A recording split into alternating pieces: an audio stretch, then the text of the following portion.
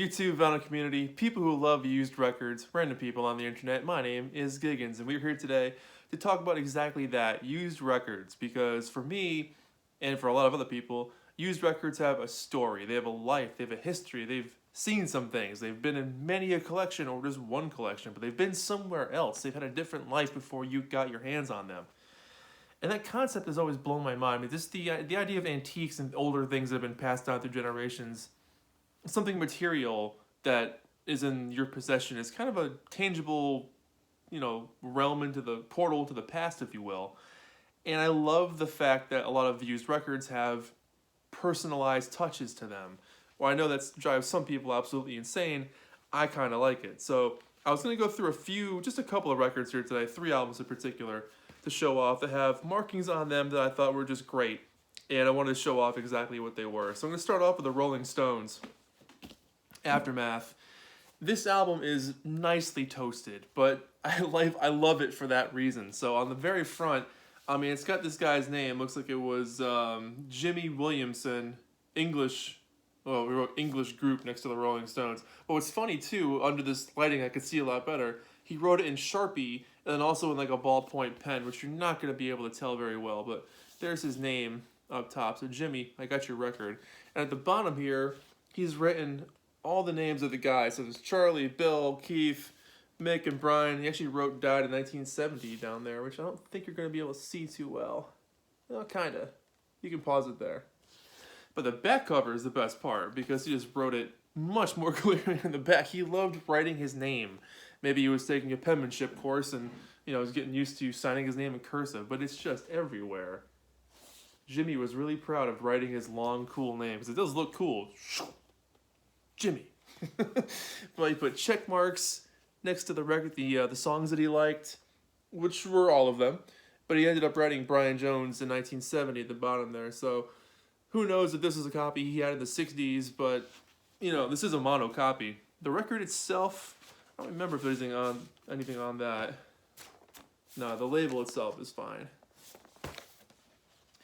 This is the exact copy that I used for my review of Aftermath a couple of years ago. And yeah, I mean, it doesn't play that well, but as a historical document, to have it in mono was pretty cool. But I mean, I think I got this for like $2. It was really cheap, purely because it's just beat up. But I love it. Someone enjoyed this record and wrote their name all over it. This was a part of someone's life. So that was pretty cool. And the next up is the Troggs with Wild Thing. And this one's written all over too. So someone just outlined the word the Troggs and Wild Thing with a ballpoint pen.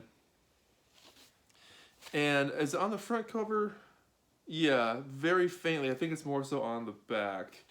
But on the front cover, they wrote cool shoes. Those are cool shoes. The back cover has a little bit more.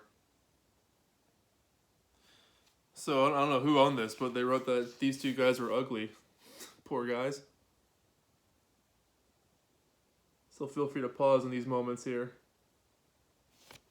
And the inside, I don't think there's anything on the label at all. Oh yeah, there is. Oh, there's a note in here. I forgot about this. Oh yeah, I completely forgot about this. So the note says, "Don't play Wild Thing. There are big grooves in it. And you'll wreck the needle. Don't play a Wild Thing." Same thing. So here's this handwritten note from a kid, or probably a teenager in the 60s or 70s. So I was trying to get the lighting there. I completely forgot that was in there. And then I got a little bit more on this side. That's so cool. Is there anything else in there?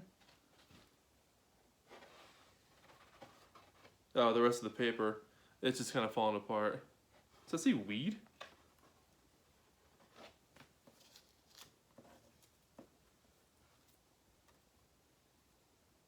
Oh, you'll need a new needle. Thought there was weed in there.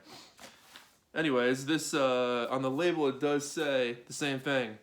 Don't play Wild Thing.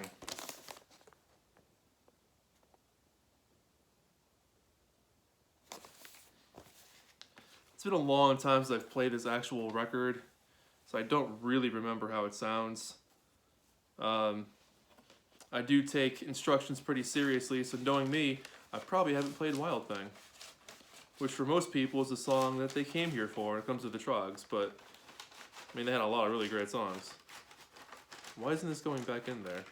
Alright, well, worry about that later. The last one here is a recent pickup, a really nice copy of Wild Honey in mono. It's just in gorgeous shape. I mean, the spine is really pretty decent. You know, good corners on it. The back cover is nice and clean. But what's fascinating about this one is there's Braille on it, which I think is just so cool. And I translated it. I brought up a Braille alphabet online, and I translated it. It basically says B.E boys, the word wild, and then H-O-Y, or possibly H-O-N-Y for honey.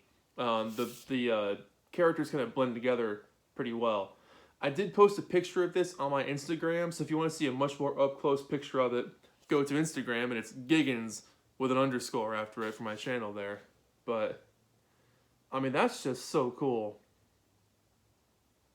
I don't think any record's like a Braille sticker on them, and, I mean, for an absolutely gorgeous copy of Wild Honey, the colors on this thing are just so bright, they pop off. I mean, just really expressive and well kept.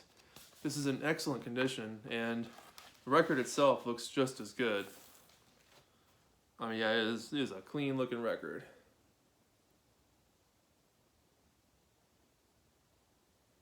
Probably a couple of minor scuffs just because it's 50 years old, but overall, really not that bad. So that's it. I mean, I know I have more records in my collection that have personalization on them. I just wanted to show off a few of the ones that I thought I remembered off the top of my head that I thought would be really cool to take a look at. But yeah, that's it. So what do you guys think of this? Do you like having records that have writing on them, or are you more of a purist where you'd rather have your records completely clean? I definitely have my picks that I'd rather have completely clean as well, but once in a while, it's fun to pick up something like this. So let me know what you think in the comments below, and we'll talk about personalized used records because they've got a story. They've been places, and I think that's just the coolest. So my name is Giggens. Thank you so much for watching. I'll see you guys in the next video. Bye-bye.